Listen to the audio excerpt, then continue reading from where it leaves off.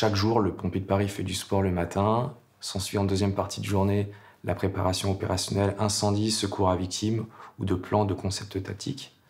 Une partie des forces morales du pompier se construisent en caserne. Parce que c'est là, effectivement, qu'on se prépare, qu'on se conditionne, qu'on se pressurise, qu'on construit l'esprit de corps. On est très vite confronté à des interventions d'ampleur qui font comprendre à chacun l'importance de s'entraîner. C'est une forme de pression collective qui devient forcément une pression individuelle. Donc en permanence, on est amené à se remettre en cause. On se doit d'être un groupe où chacun a son utilité sur intervention et chacun doit pouvoir compter sur l'autre.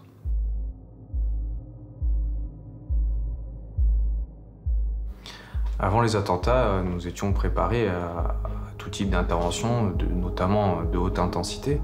Le premier site qui a été touché, c'est le Stade de France, où plusieurs kamikazes se sont fait exploser aux abords du stade. Très peu de temps après, a commencé à se mettre en place un périple meurtrier.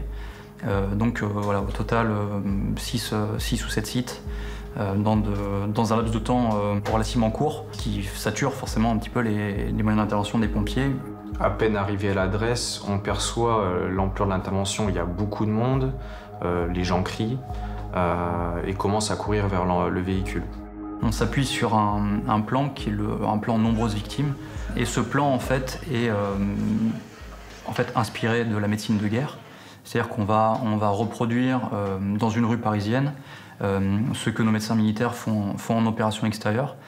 La situation, elle peut être déroutante pour 2 points, je pense. C'est d'une part le degré de sécurité qui n'est pas celui sur lequel nous sommes habitués, mais sur un attentat, on est vulnérable sans le vouloir, ni protection, ni arme.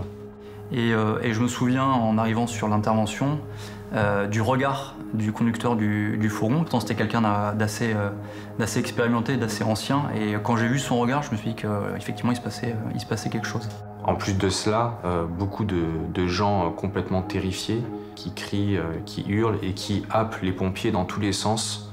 À notre arrivée, il y a une 50aine de personnes sur les lieux et j'imagine une 30aine de victimes parmi elles.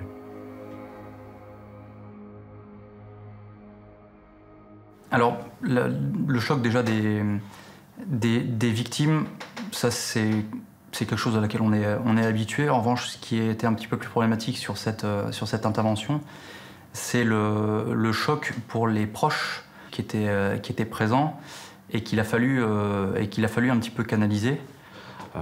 Mais voilà, une main posée sur une épaule d'un de mes hommes, tout comme auprès d'une victime. Je me souviens de mettre la main d'un homme dans la main de sa femme qui était allongée sur la table pour l'accompagner. Ensuite, le choc personnel, en fait, on se focalise tout de suite sur le commandement de ces gars et sur l'efficacité opérationnelle. Le fait de commander nos pompiers sur cette intervention nous protège, nous rajoute une carapace supplémentaire. Ce que j'ai ressenti au fur et à mesure des interventions en tant que commandant des opérations de secours, c'est les 3 piliers, c'est le regard, avoir un regard toujours sûr, malgré ce que nos hommes peuvent voir également. Ils doivent voir vraiment un regard serein, stable. Et puis le timbre de voix, quelqu'un qui va bégayer, hésiter. Non, il faut être particulièrement sûr dans ses choix, dans ses commandements. Et puis la gestuelle, de jongler entre des moments où il est serein, stable, et il sait se poser, et des moments d'activité dynamique, sans courir partout. Quand on conçoit le rôle de chef, on a tendance à dire souvent absorbeur de stress et diffuseur de sérénité. Je pense que dans le métier de sapeur-pompier, c'est quand même extrêmement important. Et donc voilà, l'objectif, c'est de faire comprendre aux équipiers qu'ils savent faire. C'est plus compliqué, c'est peut-être plus dangereux, mais ils savent faire. En fait, on se rend compte qu'il y a plein de petits mécanismes. Le fait de rentrer d'intervention, d'avoir un trajet retour, fait que on quitte un endroit qui a pu être compliqué et on a une petite phase de retour au calme qui est matérialisée par ce trajet. Sur des interventions aussi marquantes comme celle-ci, le psychologue va être aussi employé, mis à contribution. Pour une des premières fois, tous les pompiers de Paris ont eu un entretien individualisé où chacun a pu être reçu et être écouté et en fonction avec un suivi encore plus développé par la suite.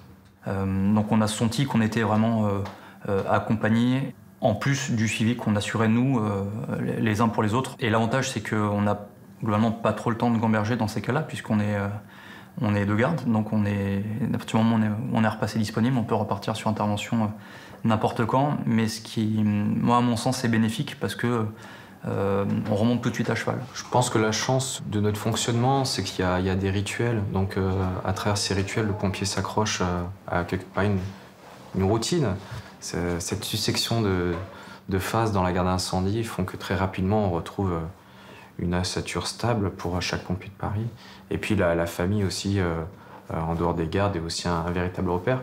À mon sens, ce que sont les forces morales pour les pompiers de Paris, je pense que c'est le mélange de trois choses. C'est déjà un contrat moral qu'on a avec la population. On fera tout ce qu'on peut, le maximum, pour s'engager, pour aller les secourir. Et quand on a une devise qui est sauver ou périr, on comprend bien qu'il n'y a pas de place pour l'ambiguïté. Je pense que c'est également un contrat moral qu'on a les uns avec les autres. On en parlait tout à l'heure, qui est fait de cohésion, d'esprit de corps, de tradition, et qui fait que pour le camarade, on est prêt à se surpasser parce qu'on veut pas le décevoir, parce qu'on veut pas trahir sa confiance. Et le troisième élément, c'est le contrat moral qui nous lie à nos anciens. Eux qui ont réussi à vaincre toutes les interventions auxquelles ils ont été confrontés, même les plus complexes, même les plus dangereuses. Et cet héritage qu'ils nous ont livré, il nous honore, mais il nous oblige aussi.